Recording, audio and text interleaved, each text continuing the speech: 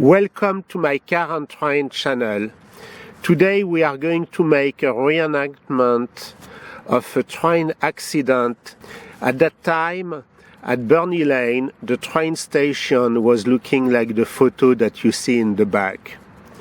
Today, it's mostly residential, and we still have some of the remains of the old coal bunker, which is here. It's a piece of stone.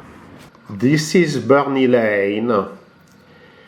This is the right-of-way of the train. What happened?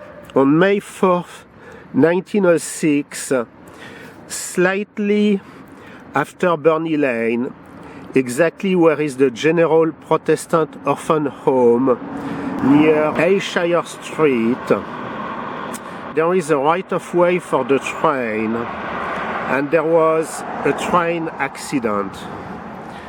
The railroad involved in the accident was the CG&P, and the two steam locomotives were the number 909 and the number 10. The two were pulling a heavy load of freight car up the gentle grade at that point. The freight was for communities further east, like Batavia, Amelia, and then later Georgetown. The train had just crossed Burney Lane at what is now Humboldt Street, passing the railroad station, which is on the east side of Burney. This is the picture that I was showing you earlier. And I am reading, by the way, the excellent book which is called The Cincinnati, Georgetown and Portsmouth Railroad, written by Stephen Smalley. Let's continue to read. The train had just crossed the sidewalk of Burney and was heading further east. If you were working or staying at the Humboldt house, here is what you could see through the windows facing the east side.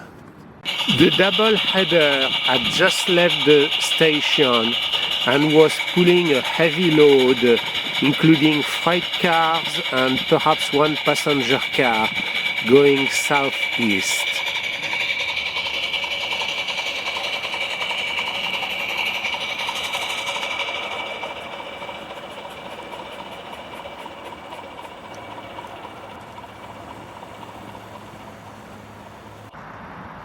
The site of the accident is where today stands Beech Acres.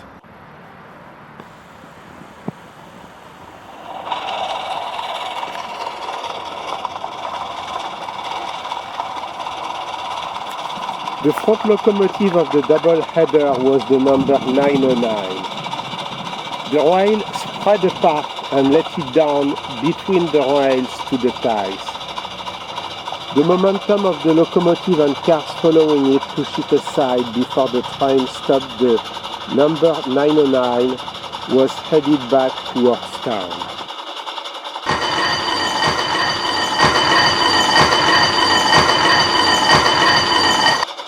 This was the last trip of the venerable number 909.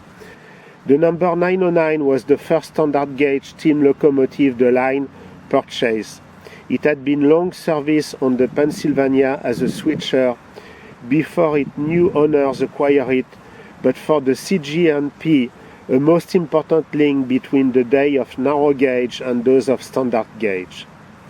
Most of the change over from a 36-inch to a 56.5-inch gauge took place in 1902, all in one day on a Sunday. According to a local newspaper account of the event, the members of a certain church along the line considered the noise as very offensive during their service.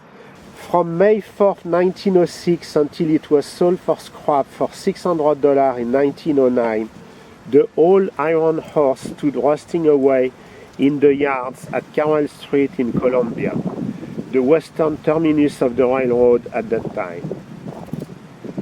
In the following photo taken June 30, 1902, you see the old switcher in happier days. Notice the 2 gauge of the track. This photo was taken at the Carwell Street Yards before the entire line had become standard gauge and while both gauges were being used. Thank you for watching this video. If you have any questions about the CG&P Railroad or any other questions, please ask them through the comment section. Thank you very much for watching.